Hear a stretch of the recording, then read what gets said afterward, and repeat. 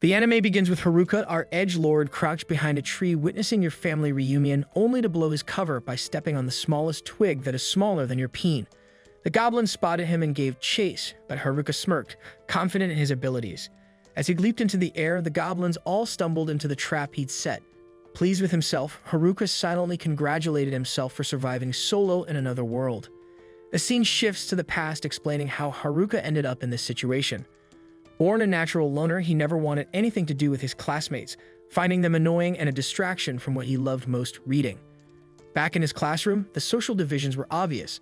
Big giant girls, delinquents, jocks, nerds, the class rep, and the rest. However, Haruka didn't belong to any of them, and he liked it that way. One day, a magic circle appeared in the middle of class. Haruka, being a fan of manga, recognized it but also remembered how annoying it would be to get stuck in another world. He hated the idea of being surrounded by people. As panic ensued, he tried to make his escape, cleverly crawling into an air vent. But to his luck, the magic circle expanded, chasing him, and eventually he ended up in the typical white void. Haruka knew the drill from reading so much manga and wondered when the king and his unattainable daughter would show up.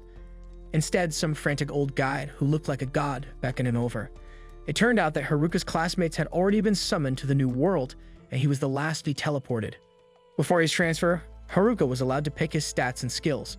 A giant menu then popped up with his options, but to his surprise, all the good skills were taken. He was left with useless ones like stick holding, good health, and walking. Browsing through the leftovers, he found titles like Shut-In and NEET, which only made him feel worse. Furious, Haruka demanded better options, but the old god, fed up, decided to dump all the remaining skills on him at once. So Haruka entered the new world with a pool of useless abilities and a bag that could hold an unlimited number of items. Checking his stats, Haruka was told to roll dice.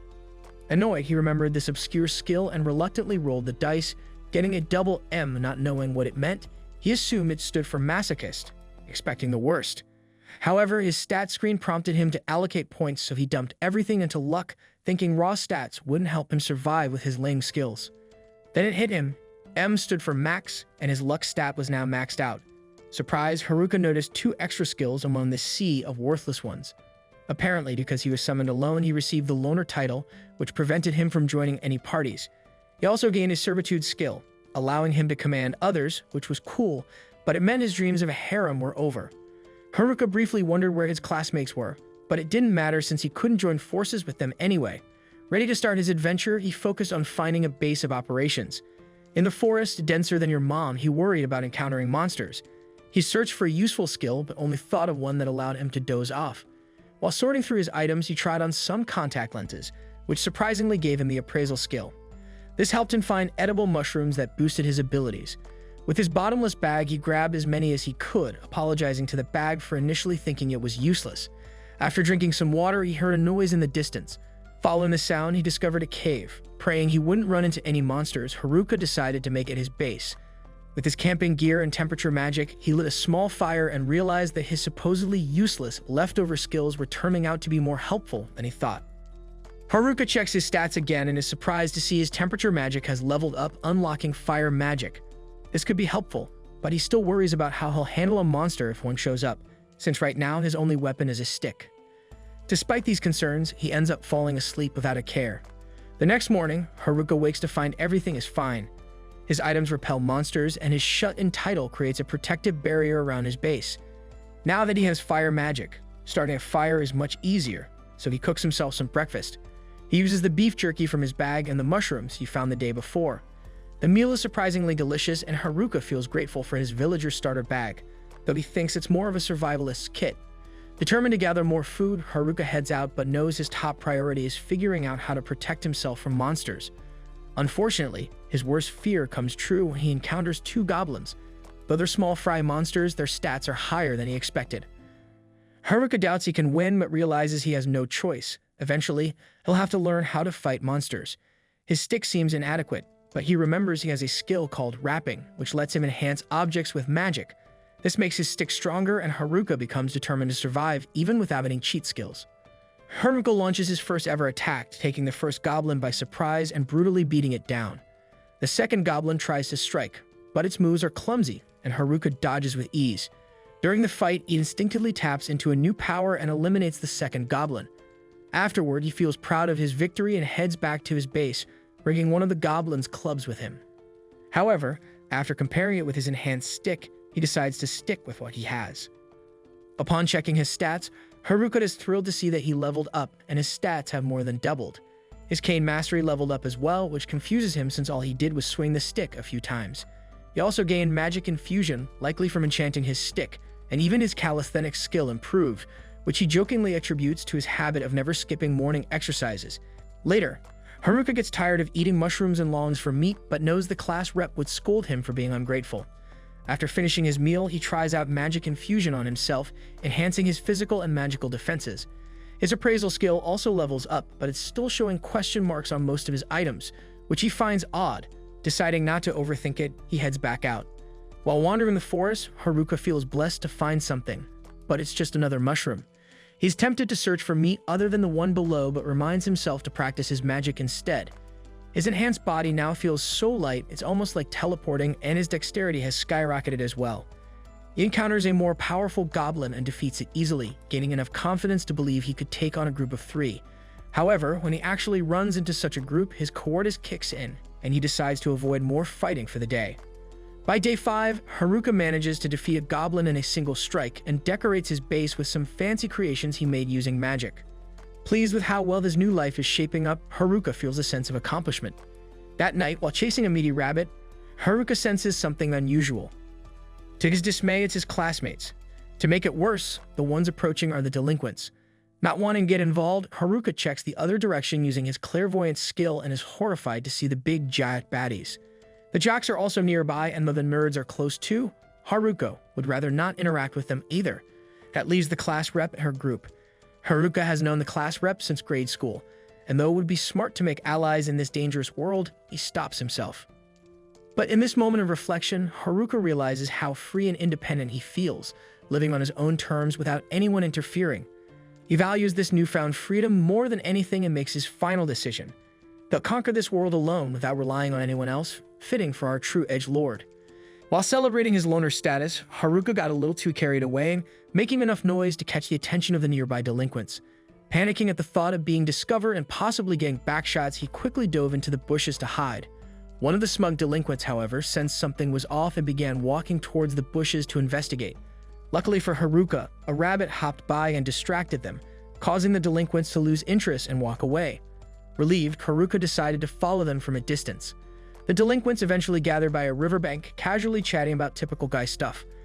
Haruka was disgusted by their behavior, feeling grateful that the class rep was too sensible to ever be interested in guys like them. Suddenly, he noticed the delinquents had grabbed a nerdy classmate named Tanaka, treating him like a walking encyclopedia for answers about their abilities. After a while, they headed upstream to find the other classmates, but Haruka had no interest in joining them, so he returned to his cave and began cooking mushrooms. While checking his stats, he noticed his loner skill had leveled up, likely because he'd stayed away from the others. Despite this, he was still stuck at level 3, probably due to his Master of None skill, which made him good at everything but unable to focus on improving a single skill. Another skill, Blockhead, puzzled him as it seemed more like an insult than a useful ability. Trying to ease his worries, Haruka resorted to stress eating and went to sleep. Later that night, he was jolted awake by KSI's new song. Expecting to find the delinquents again, he was surprised to see the nerds engaged in an all-out battle with goblins. Their fighting skills, however, were about as effective as my 5 feet under grandmother's skills, which made Haruka chuckle. He considered whether to help, but when he checked their stats, he was shocked. The nerds had powerful cheat skills and were way higher level than him.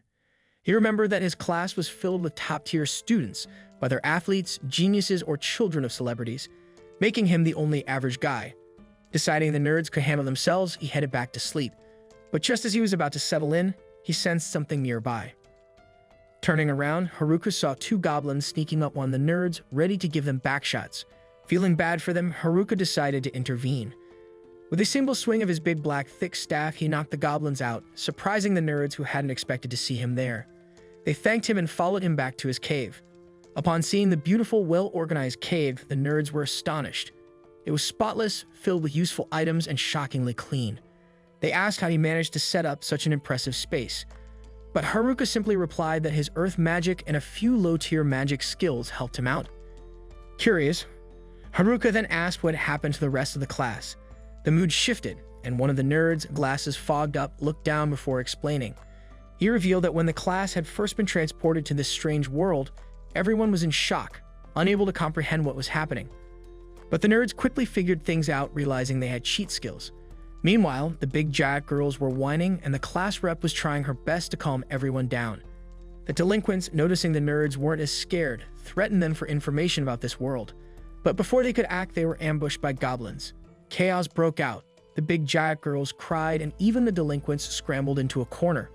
But this was the moment every nerd dreams of. The nerds sprang into action, using their knowledge of fantasy worlds to fend off the goblins with ease. The gym bros eventually joined in, and together they defeated all the goblins in the area. The class rep took charge again, leading everyone to a safer spot near the river where they could see approaching danger.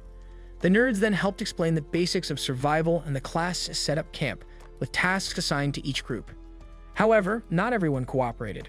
The big giant girls were the first to rebel, deciding they didn't want to participate in setting up camp and leaving on their own. Seeing this, the delinquents followed suit. Despite the class rep's efforts to keep everyone together, the class fractured into smaller groups. The rep, along with the nerds and a handful of other students, tried to hold things together, but the nerds were forced to take on most of the work, from battling goblins to maintaining the camp. The nerds were also focused on raising their levels as quickly as possible to avoid falling under the control of two dangerous skills, both held by the delinquents. These skills could potentially control everyone else, and the only defense was a high level of magic resistance. Unfortunately, the delinquents caught on to this and began leveling up as well, determined to maintain their dominance and keep their skills in power. The nerds soon shared their plan with the class rep, who decided to train and level up as well. After a few days, the delinquents finally mastered the mind control skill and conveniently stumbled upon the class rep while she was walking nearby. Wasting no time, these scumbags tried to use their new skill on her, but the class rep was ready. She stunned them with a taser, leaving them writhing on the ground. The nerds helped carry the delinquents back to camp, where their plot was exposed and they were kicked out of the group. Unfortunately, the nerds' victory wasn't the happy ending they'd hoped for. The delinquents, fueled by rage, turned on their classmates. They burned down the camp and chased after the nerds to exact revenge. The entire camp was destroyed, and no one dared stand up to the delinquents, especially now that they had mind control abilities. This devastated the nerds, who had worked tirelessly to build the camp. To make matters worse, the class began blaming the nerds for everything, saying they shouldn't have provoked the delinquents in the first place. Slowly, everyone turned against them. Only the class rep stood up for them, but the situation had become too awkward. In the end, the nerds decided to leave. Haruka, amazed by what he just heard, hugged the nerds tightly and called them true heroes. To cheer them up, he threw a party where they stuffed themselves with mushrooms. The next morning, as they said their goodbyes, the nerds asked Haruka if he wanted to join their group, since he seemed to fit in well with them. They planned to head to a nearby town to become adventurers, but Haruka turned them down, reminding them that he's a loner. With a casual dismissal, he sent them off like a big brother shooing away younger siblings. Haruka decided to check on his remaining classmates, especially the class rep. On his way, he encountered a rabid wolf, which bit his arm. Despite the injury, he managed to knock the wolf out and kept moving. By nightfall, he reached the area where his classmates had been camped, only to find the remains of their camp. Using his tracking skills, he followed their footprints, but suddenly sensed a group of big giant girls heading straight for him. He tried to slip away, but they spotted him and shouted for him to stop. Haruka bolted, knowing he shouldn't get involved with them, but they caught up and demanded to know where the nerds were. Annoyed, Haruka asked if they just wanted the nerds to do their errands again. The big giant girls told him to shut up, admitting they'd realized their mistake and how the nerds had kept them a lie all this time. They just wanted to apologize. Haruka, unfazed, told them to let it go since the nerds were long gone. He warned that they'd be doomed if they chased after the nerds without knowing how to handle the monsters along the way. To his surprise, the girls started crying out of nowhere, saying they genuinely wanted to apologize.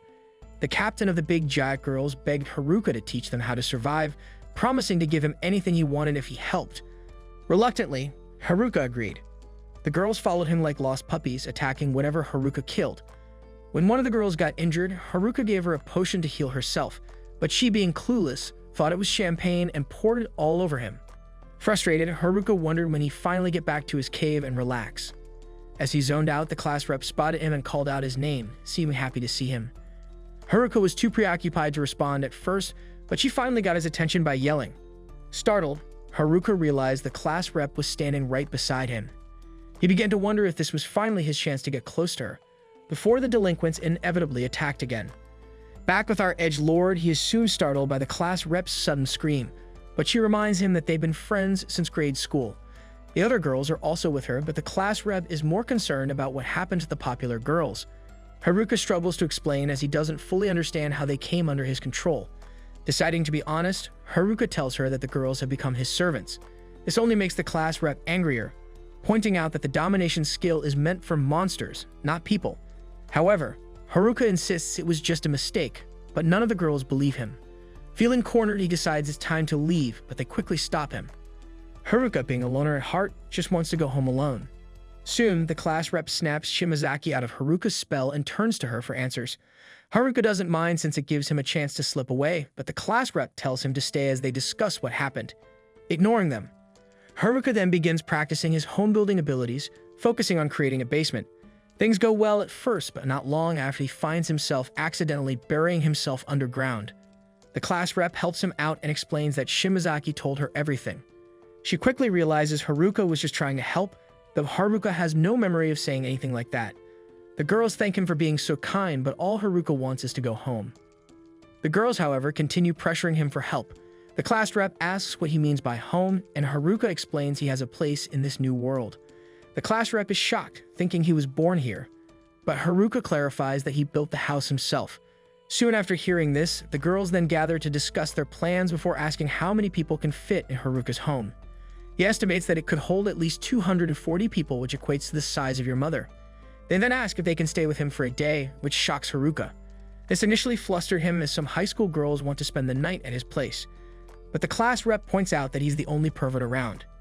Soon he leads them to his house. The girls are impressed, especially with the path leading to it. The class rep even jokes about whether he has a convenience store nearby, but Haruka explains he's planning to build a pharmacy first.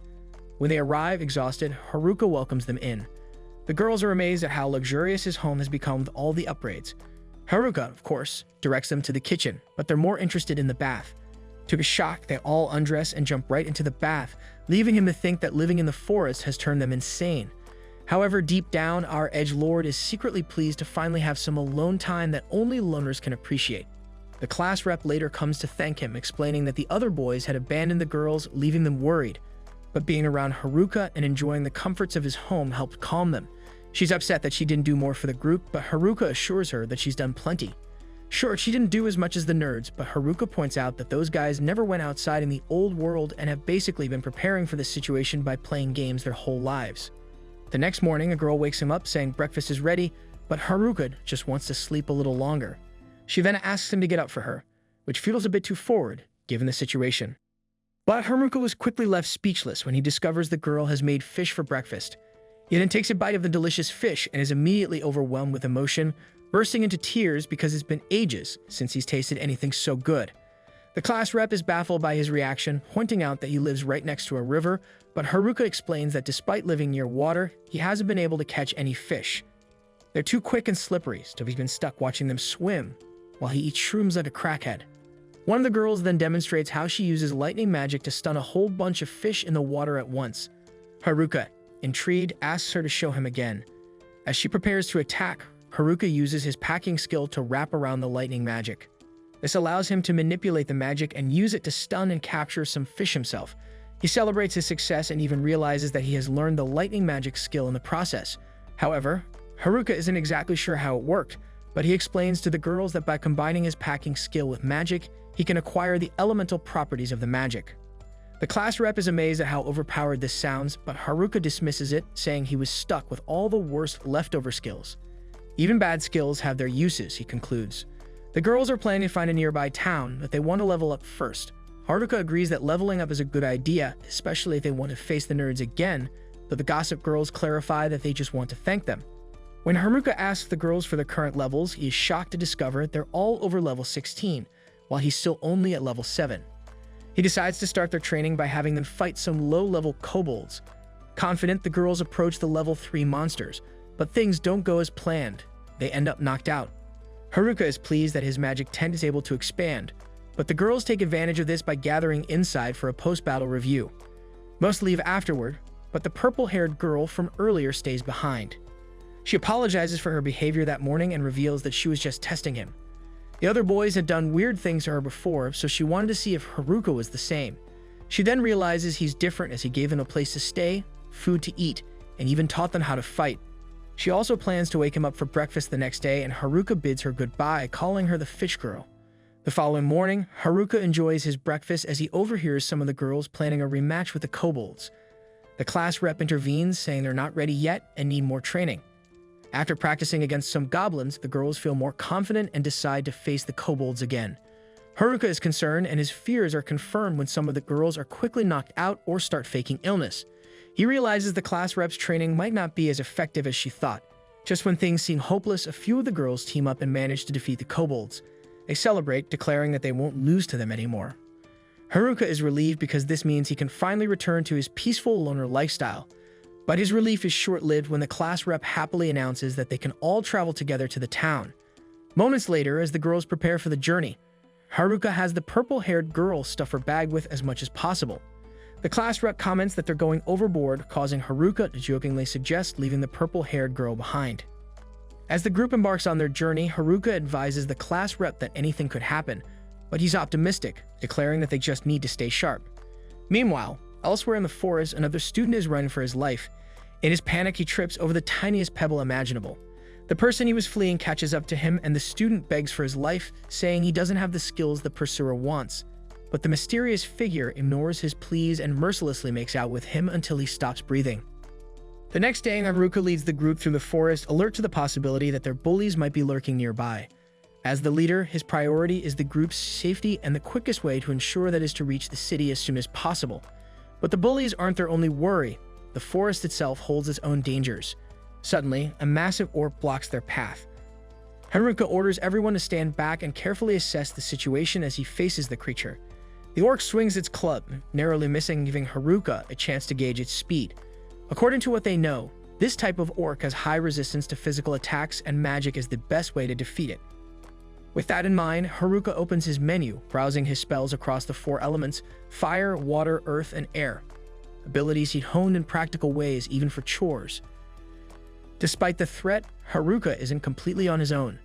The orc resumes its assault, smashing a tree Haruka had used for cover. As its swings grow dangerously close, Haruka quickly maneuvers behind it and strikes it with a stick, surprising everyone as the orc collapses with a single hit. Haruka grows pensive, having just stated that orcs are resistant to physical attacks, yet he's defeated one with just a stick. The girls gather closer, puzzled by the odd encounter. Even Haruka can't explain it, but promises to use magic next time. Before long, the group encounters another orc, and this time, Haruka tests his fire magic, hurling a fireball to win with ease, once again leaving everyone puzzled by his effortless wins. The girls realize Haruka might be too overpowered for a conventional fight, but by nightfall, they're less frustrated, especially with roasted meat at their improvised campsite. A little further off, Haruka uses earth magic to set up a deep pit trap for security. His magical tents not only repel monsters, but also detect nearby presences, ensuring the group's safety. With the camp secure, he maps out the route for the next day, checking the river's location, when he suddenly senses a presence nearby. Rushing to investigate, he spots some figures, fearing it's the bullies, but instead finds friendly athletes. Suspicious of their intentions, Haruka assumes they're after someone in the forest, but they clarify they're actually looking for him. Meanwhile, the girls don't trust anyone from the class. The athlete's leader, however, warns Haruka of a dangerous skill roaming the forest that's more concerning than hypnosis or mind control, a skill called hijack. Haruka recalls hearing of this skill, and the athlete confirms it, but isn't the delinquents who have it, but rather an outsider. Haruka jokingly taunts the athletes, suggesting he might possess the skill himself. They admit it might be better in his hands than in the bullies and ask if he knows how to use it. Embarrassed, Haruka admits he only has the magic of servitude, a concept the athletes aren't familiar with but trust he won't use recklessly. A bit annoyed, Haruka warns them not to underestimate loners. They insist they mean no harm and just wanted to warn him about hijack while monitoring the bullies. Finally, they ask Haruka to pass along their apologies to the girls for past incidents, then take their leave. The next morning, Haruka gathers the team to resume their journey, and he notices the girls seem unusually upbeat, leaving him curious. As he steps aside, the class representative approaches, wanting to discuss his encounter with Kakizaki's group. Haruka mentions their apology, but she has something more serious to say. She reveals she's the one with the hijack skill, surprised Haruka hadn't figured it out sooner. She admits she'd asked Oda's group to keep her hijack skill a secret. Now that Haruka knows, she wonders why he chose to help her despite the skill's deadly nature, one that lets her steal someone's abilities by taking their life. Haruka, unfazed, responds lightly. She explains that hijack is considered the most terrifying and sinister ability. Haruka remarks that even the group of nerds who had sealed away other dangerous skills hadn't touched hers, believing only she should wield it.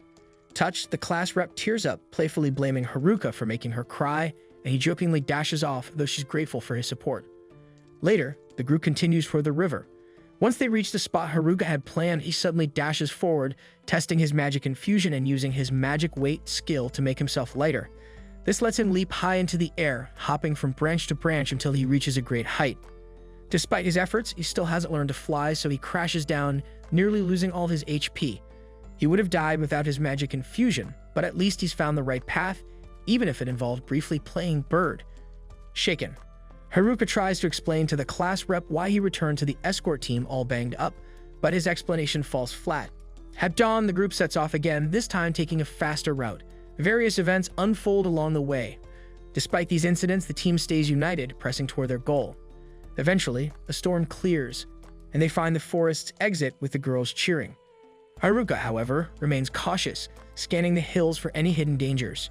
Checking his menu, he finds he's learned the airwalk skill from his previous leap.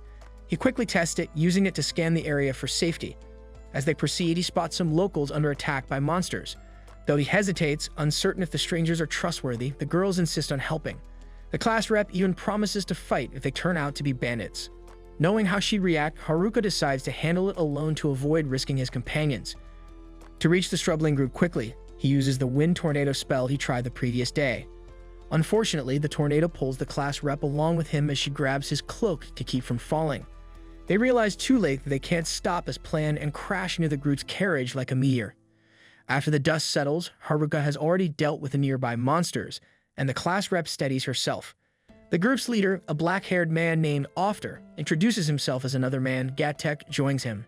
Haruka asks about the attack, and Ofter explains that a pack of great green wolves ambushed their merchant caravan and the guild placed a bounty on them.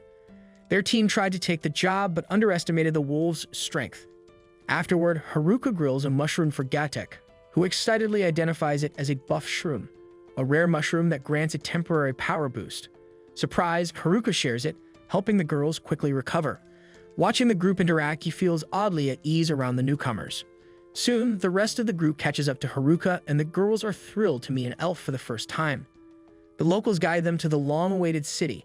To mark the moment, the group draws a line in the dirt as a symbol of their new chapter and leaps over it, facing their future together. Meanwhile, the bullies train and level up deeper in the forest, determined to find the girls for a showdown. One boy, recently captured, suggests breaking the seal on their puppet and hypnosis skills, but they'll need someone with a sealing ability, meaning they must track down the group of nerds with that skill before seeking revenge. But unbeknownst to them, the athletes watch their distant enemies warily, realizing no good will come from any interaction with them. They decide to return to the city, where the group marvels at its beauty and vibrant life, the realization sinking in that they truly are in another world.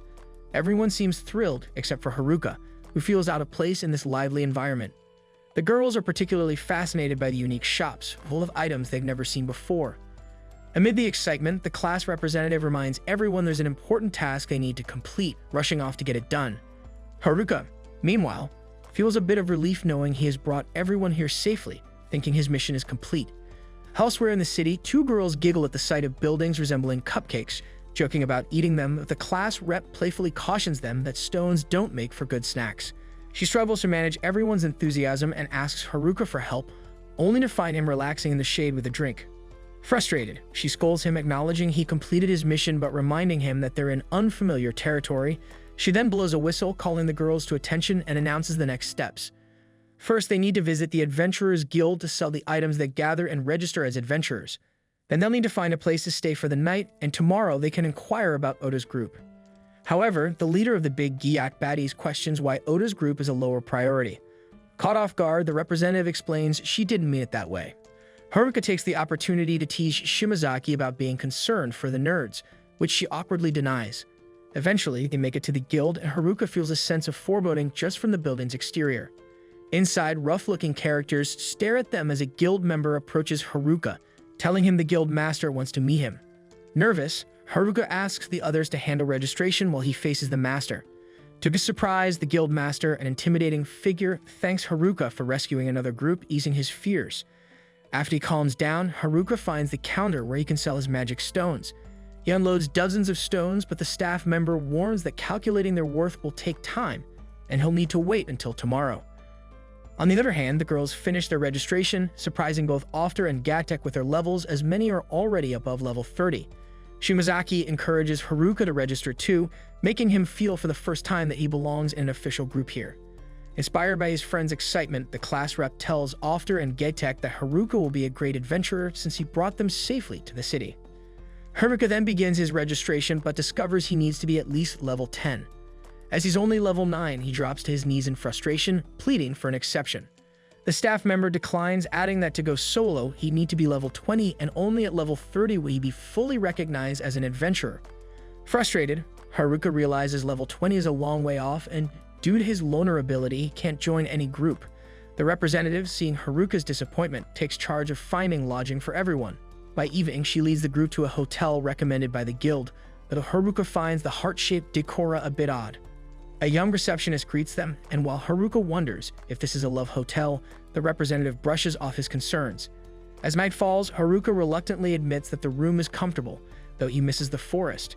Shimazaki quietly ponders where Oda and the other boys might be. Morning arrives on the 19th day since their arrival, and over breakfast, the representative announces that the city is safe and full of interesting shops. Seeing the girls' happiness, Haruka realizes they'll thrive here.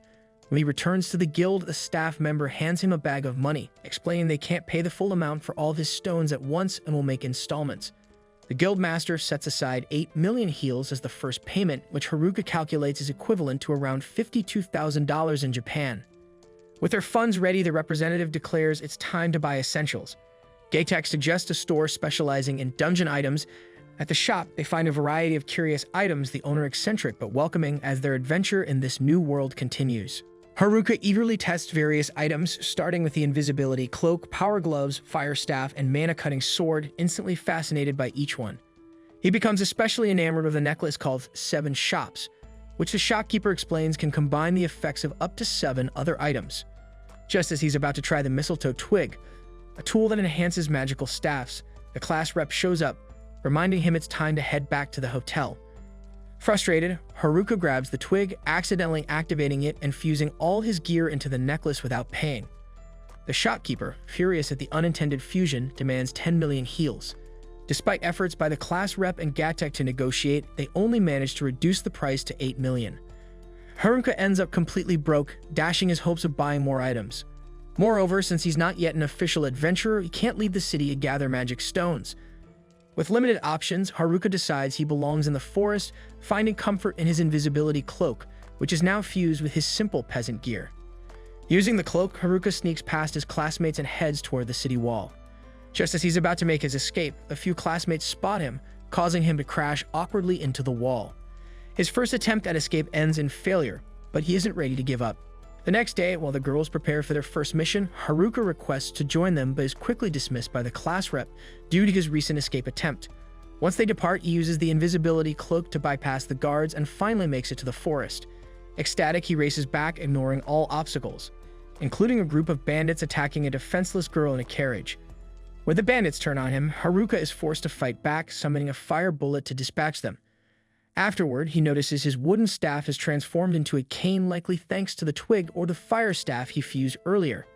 When the bandits recover, they realize Haruka is just a level 9, so they use weapon skills like slash, double, and dash, techniques typically reserved for those above level 20. However, their lack of skill leaves them to exhaust themselves, allowing Haruka to win without much effort. Afterward, the girl in the carriage, who introduces herself as Mariel, a noble with an eccentric personality, thanks him for his help. She reveals that she's the daughter of a local lord and insists that he accompany her the rest of the way for protection, offering a reward as thanks. Although Haruka is set on returning to the forest, her promise of gratitude sways him to accept. As they travel, Mariel asks which city Haruka came from, and he describes it as an unpleasant place with strict rules, especially the Adventurers Guild, which he criticizes openly. Mariel's eyes fill with tears, revealing that she's the daughter of the very lord he insulted, and that their carriage is headed back to that same city. Panicked, Haruka tries to exit, but Mariel insists he deserves a reward for his heroic act. Meanwhile, back in the forest, the athletes and bullies clash in a fierce battle, and the leader of the athletes suffers a grave injury when pierced by an enemy's blade. After the fall of their first ally, the group realized the situation was far more dire than they'd imagined. The blade that struck the boy hadn't come from the bullies, but from an independent figure who seemed to be acting on his own. This swordsman quickly dispatched another bully, driving his blade into their torso and swiftly downing a third. Despite this, the remaining bullies, furious at seeing their comrades defeated so easily, continued their attack. As expected, the mysterious swordsman swiftly cut down the last two bullies, all in the blink of an eye. Faced with this reality, the athletes fled in panic. Circling ahead, the swordsman intercepted their escape, proving that no one could leave without his permission. Turning back to Haruka, who was anxious about returning to Onwu, the last place he wanted to be, Muriel gave him a pleading look, asking if he really needed to be so dramatic about it. Haruka, exasperated, said it wasn't fair of her to make puppy dog eyes just to get her way, as it made it hard for him to refuse. Reluctantly, he arrived at the Lord of Onwu's mansion, a massive house that made him feel insignificant. He noticed a painting that seemed to show the Lord and his wife happily together, though Haruka wanted nothing more than to leave as soon as possible. As he edged toward the nearest exit, Muriel reappeared, annoyed that he hadn't waited for her to change as she requested. Haruka, pretending he was only waiting outside, had his intentions quickly seen through. Frustrated, Muriel made it clear that she'd see him rewarded one way or another, so he should stay put. Later, to show her sincerity, she dragged him to a feast laid out on the table. Haruka gave up on his plan to escape and enjoyed the meal. Afterward, Muriel had a maid bring a cash reward for his assistance. Moreover, she presented Haruka with an Onwu identity card, allowing him to come and go from the city freely. In return, she only asked that he remember the name of this town. But Haruka's mind was more focused on the texture of the pudding he was about to eat. Embarrassed, Muriel softly mentioned that she dressed up for him, only for him to act so carefree. On the 22nd, Haruka returned to the inn where his group was staying. He explained he hadn't tried to escape, but that the city lord had invited him to his mansion. Suspicious, the girls pressed him on why he'd been invited, but he played ignorant. Most of them eventually dropped the topic and set off on a mission, leaving Haruka hopeful that the others would also forget about it. However, the class representative insisted that he couldn't leave the city. Smiling slyly, Haruka assured them he understood, and once they left, he immediately prepared for another escape, using his invisibility cloak. This time, he had a trump card, the Onwu identity card given to him by the Lord's daughter. So he slipped through the city gates and decided to spend some of his reward money on supplies. He indulged in various foods, not mushrooms this time, and left a note for the class representative. In it, he mentioned he was heading to check on the athletes in the forest and asked the girls to keep training while he was gone. Arriving at the exit, Haruka encountered a burly guard, but his new ID secured his freedom from Onwu. This time, if he came across any carriage in distress, he'd ignore it and continue on his way. Eventually, he reached the forest, where familiar mushrooms grew in the underbrush, fish swam in the river, and monsters lurked as usual. Haruka felt at home again. However, he spotted an orc, a creature unusual for this part of the forest. Nevertheless, the items he bought in Onwu proved useful, and he defeated the creature with ease. As the sun began to set, he noticed something odd. He came across a bloodstain on a rock. Assuming it wasn't from the isekai-savvy nerds, he guessed it belonged to the athletes. Following a trail of footprints and blood, he soon found the athletes injured on a rock. He immediately tossed several mushroom-based healing potions to them. As they recovered, the leader, Kakizaki, recognized Haruka and asked if the girls were safe. Haruka assured him they were, thanks to the athletes. With that, Kakizaki felt a sense of pride, knowing he'd helped protect the class. Haruka finished by telling them they were truly the best athletes the class could have. As night falls, Haruka learns that all the bullies are dead and no one knows where the nerds have gone. The killer is an unknown figure who seems unstoppable, having stolen all the weapons the delinquents brought into this world. According to Kakizaki, the swordsman is a brilliant strategist who likely planned this entire scheme. The leader suspects this stranger is targeting the class representative as she possesses the abduction skill, a powerful ability that allows her to steal the abilities of enemies she kills, making it one of the most coveted skills imaginable. Haruka feels uneasy as only he and the nerds should have known about the representative's skill. However, the athletes had guessed her ability because the swordsman had persistently asked about her.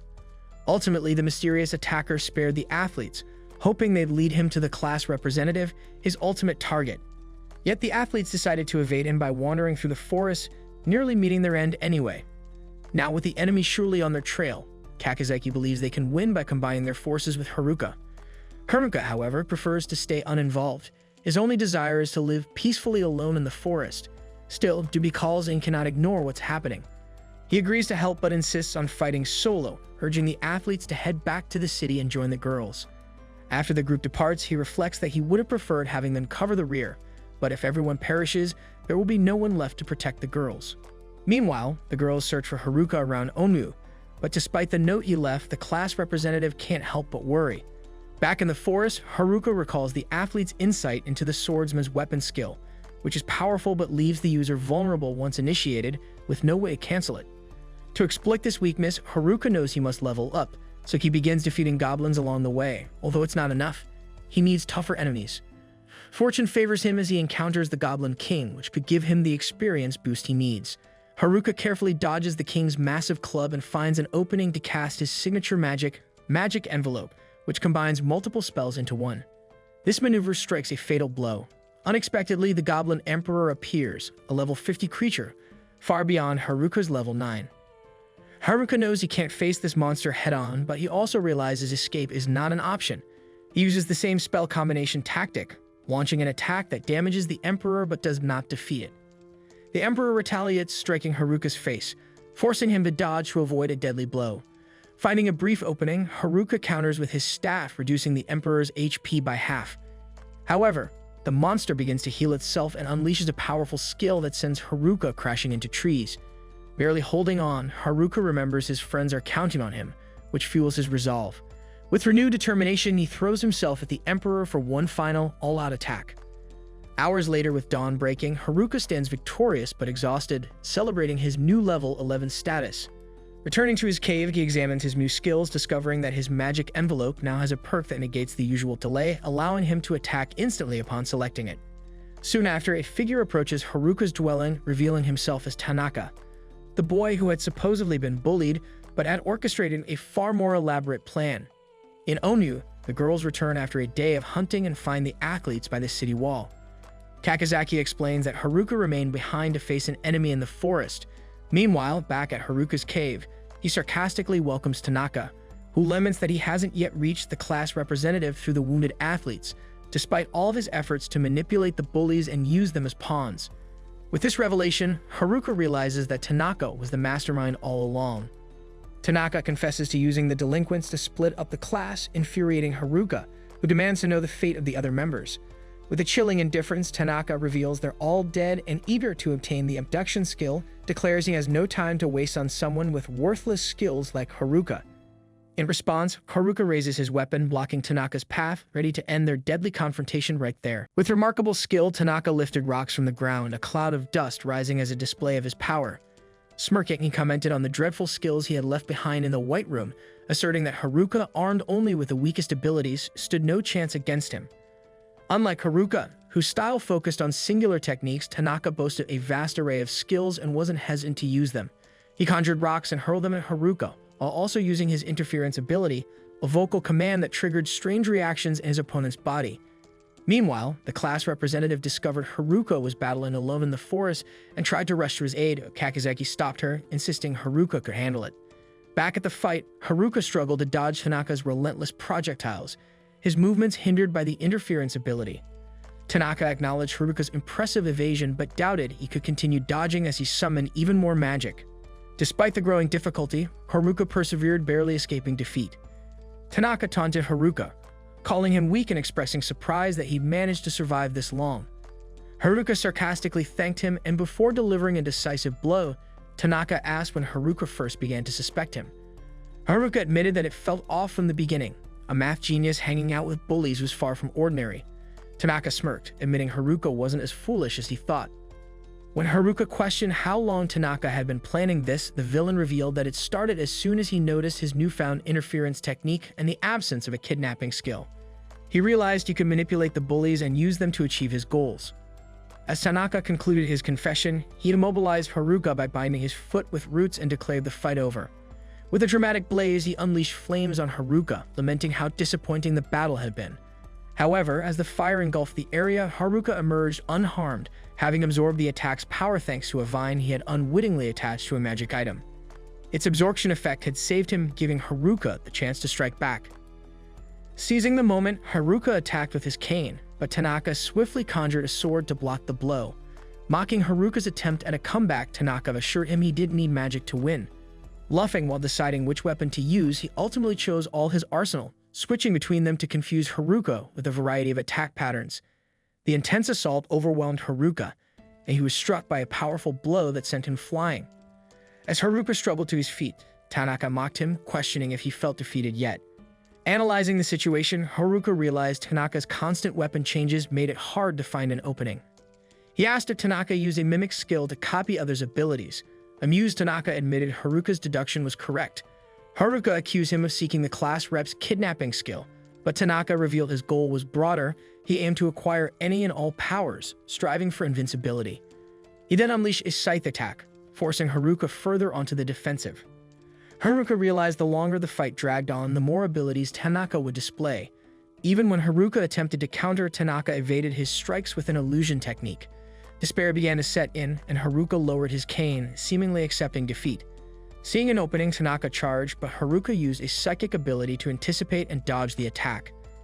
He taunted Tanaka, revealing he had figured out that the mimic skill only allowed 3 uses of a copied power.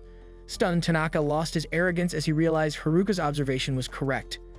Now aware of this limitation, Haruka continued dodging and countering with increasing precision. Tanaka, unable to rely on his skills repeatedly, began to falter. Haruka pressed the advantage, striking relentlessly until he sent Tanaka crashing against a tree. Seeing an opportunity to end the fight, Haruka rushed forward. However, Tanaka, refusing to admit defeat, conjured a fast and powerful fireball. Although the attack missed, its sheer force showed the fight was far from over. Tanaka forced Haruka to retreat with another impressive display of power. Despite his dominance, Tanaka's frustration boiled over as he struggled to accept losing ground to someone he considered a failure. His emotional outburst revealed a potential weakness, his inability to maintain composure in the face of adversity. Still, Tanaka wasn't finished. He unleashed his trump card, a stolen skill, unrivaled in power.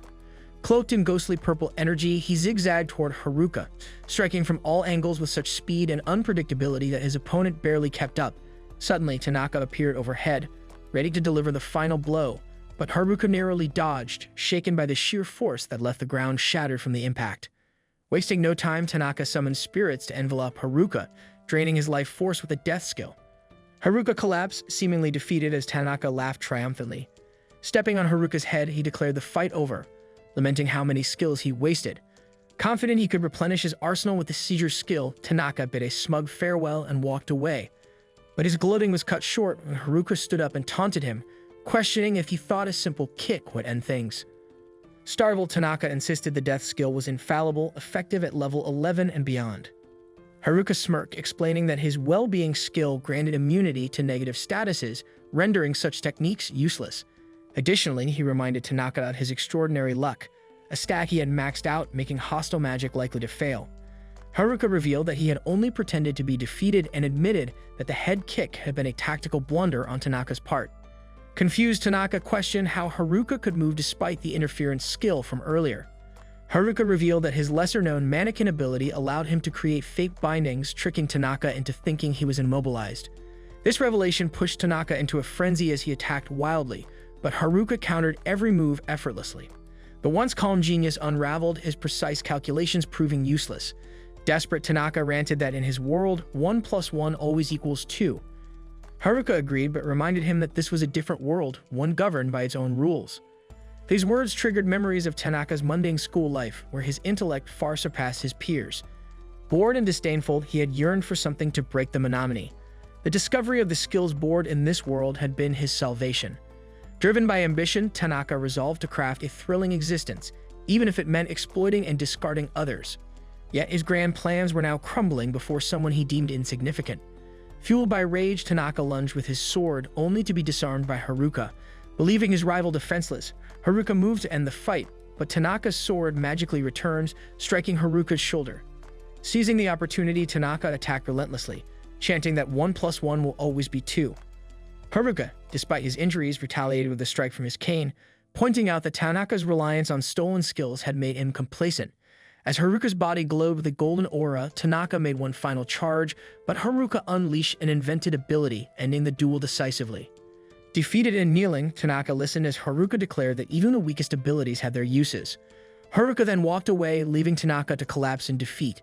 Exhausted and gravely injured, Haruka trudged through the forest, reflecting on his friends and apologizing to them in his mind. Just as he was about to collapse, the nerds arrived and caught him. They explained they had been searching for him after hearing he was fighting alone. Together, they carried him back to the safety of the camp. Upon returning to Omiyu, Haruka became the center of attention. The girls fussed over his injuries, insisting on giving him a proper bath despite his protests.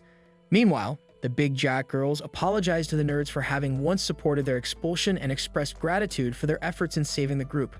Haruka, uncomfortable with the attention, tried to sneak away, but the class rep stopped him, hugging him tightly and scolding him for worrying about her. When Haruka asked if he had made her cry again, she denied it, relieved that he was alive. Despite his victory, Haruka couldn't escape the scolding he received from every girl in the class. For now, though, it was a moment of peace, a small reprieve before whatever challenges awaited next. The protagonist finds himself in a strange dream, encountering a mysterious girl who has been waiting deep in the shadows for ages. Waking up with a jolt, he feels the lingering exhaustion and pain from his intense battle with Tanaka. As he steps out of his room, he crosses paths with his classmates, who are preparing to explore a dungeon rumored to hold a rare item capable of altering how others perceive you. Haruka sarcastically remarks that such an artifact suits someone as shady as Ota, prompting Ota to fire back that someone like the loner isn't in a position to judge. Despite their bickering, they embark on their expedition, and Haruka realizes this journey is turning out to be more serious than he initially thought. Reflecting on his recent victories, meeting the nerds and defeating Tanaka, Haruka feels it's time to return to his peaceful life in the caves. Just as he makes up his mind, Haruka is interrupted by the fiery arrival of the class representative, her anger radiating like flames.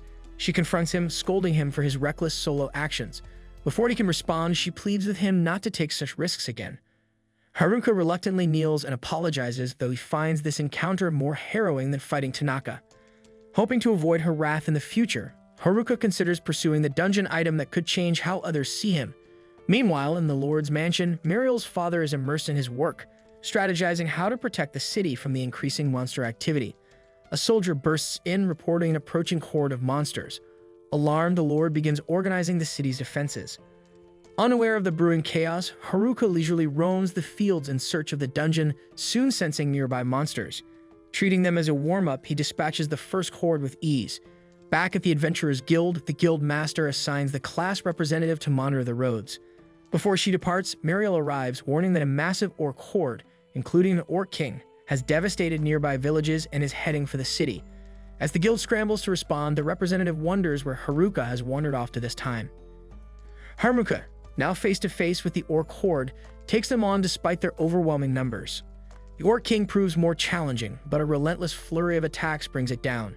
Surveying the carnage, Haruka briefly wonders why the monsters were so numerous but quickly dismisses the thought. His priority is the rare item in the dungeon. Using his stealth skills, he sneaks past the guards and begins exploring the dungeon's cracked floors and expansive corridors.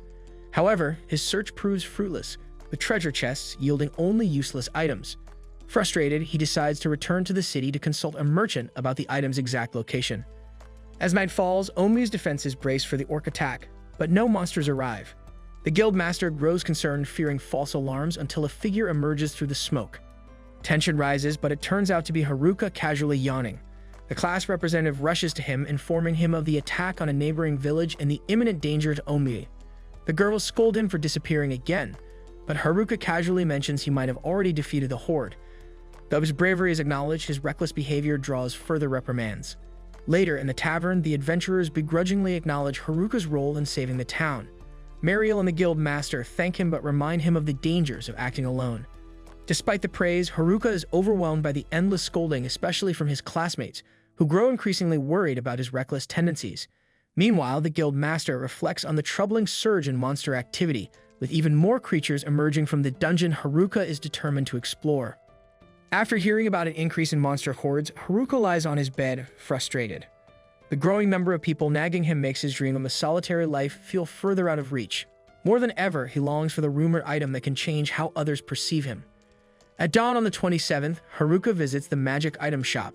The owner panics, recalling the chaos Haruka caused during his last visit.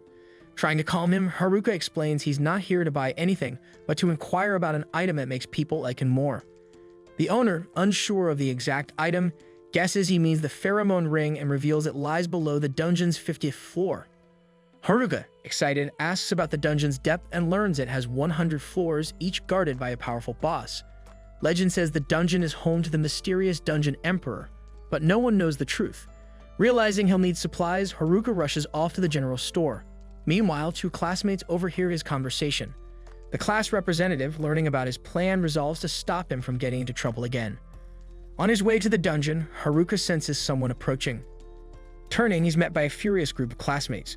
The representative accuses him of chasing after the pheromone ring. Haruka awkwardly lies, claiming he's searching for Solomon's ring, a rare item that allows communication with animals. Unsurprisingly, no one believes him. In desperation, Haruka sprints toward the dungeon. Determined to get the ring first, Haruka races ahead recklessly, insisting his luck will keep him safe. Moments later, he trips over a false wall and plunges into a deep pit. Using earth magic, he cushions his fall but realizes he's landed on the dungeon's hidden 101st floor beneath the known final level. With no way to climb back, his only choice is to find another exit. Exploring his surroundings, Haruka develops new abilities: spatial awareness and trap detection. Casting them reveals no traps ahead. Moving forward, he encounters a dense magical smoke. Torches with eerie blue flames light the path to a massive door. Bracing himself, he opens it and is hit by a surge of magic that nearly knocks him down. Inside stands the Dungeon Emperor, a towering figure radiating dark energy. Meanwhile, the class group sets up camp on the 47th floor after defeating its boss.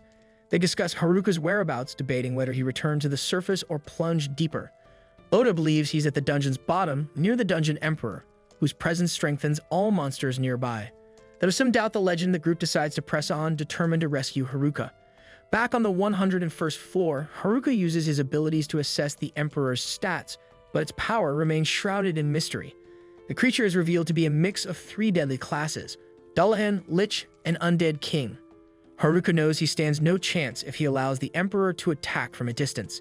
He charges in for close combat, swinging his staff, but the Emperor blocks effortlessly. Undeterred, Haruka repeats the attack only to be thwarted again.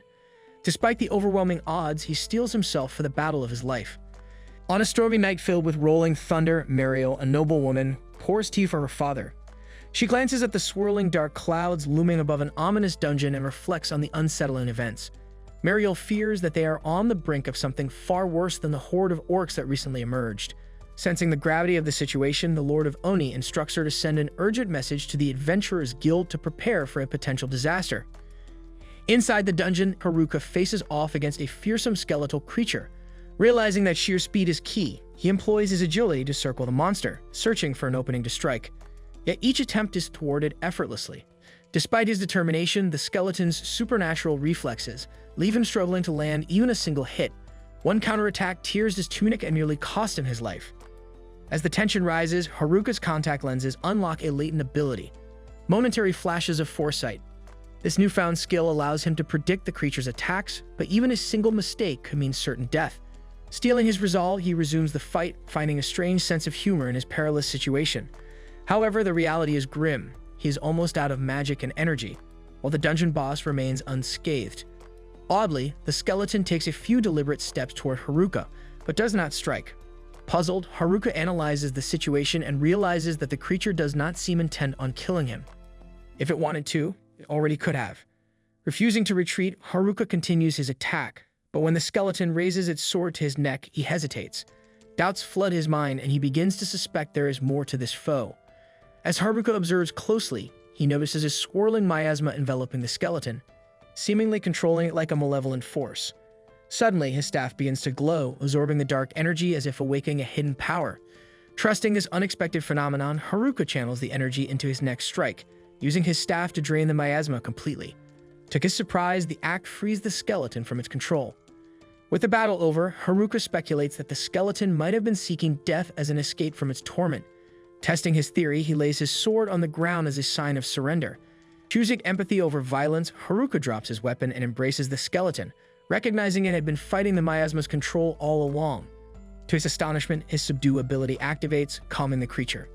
Unsure how to deactivate the skill, he apologizes but senses that the skeleton is finally free. Summoning his courage, he extends a hand in friendship. After a tense moment, the skeleton accepts the gesture. Using his evaluation skill, Haruka notices the skeleton's level has reset and its name changes to Angelica. Realizing the skeleton was a girl all along, Haruka feels exasperated. Yet again, another female ally has joined his absurd isekai journey. With Angelica's consent, Haruka activates his spatial awareness skill, guiding them toward a staircase that might lead back to the surface. However, as they prepare to ascend, an unexpected challenge arises. A new floor boss emerges, blocking their path. Haruka, overwhelmed by its sheer power, clutches his head in despair, knowing he's no match for such an enemy. Desperate, he devises a plan, using his earth ability to collapse part of the ceiling. He prepares to escape using airwalk, but through the opening, two level 99 minotaurs unexpectedly fall into the room. Their landing crushes the living armor into pieces, but the impact also proves fatal to them, leaving behind literal piles of dead meat. Haruka marvels at his uncanny luck, a recurring blessing in this bizarre isekai world. Amid the chaos, Angelica notices the shattered remains of the living armor and, to Haruka's surprise, shows interest in it. She curiously dons the armor but struggles under its weight. Refusing to remove it, she uses magic to adjust its fit to her form. When Haruka examines the armor and identifies it as cursed silver that bonds with the wearer, Angelica misinterprets his analysis as a jest about her appearance. Angry and embarrassed, she storms ahead, pouting much to Haruka's amusement. Amused, he considers nicknaming her the Armor Representative. On the 50th floor, Haruka's former group battles a massive four-armed cyclops. Exhausted and running out of options, Kazaki recalls Haruka's words about perseverance and uses his explosive speed to distract the monster. Though injured in the attempt, he sets up an opening for Oda, who casts a powerful spell, piercing the cyclops' face and ending the battle. Meanwhile, Haruka, now on the 98th floor, faces a level 98 lich immune to physical attacks and vulnerable only to holy magic. Weighing his options, Haruka decides to confront it directly. Channeling holy energy into his once-dismissed staff, he defeats the creature, recognizing the staff as his most valuable ally against dark magic.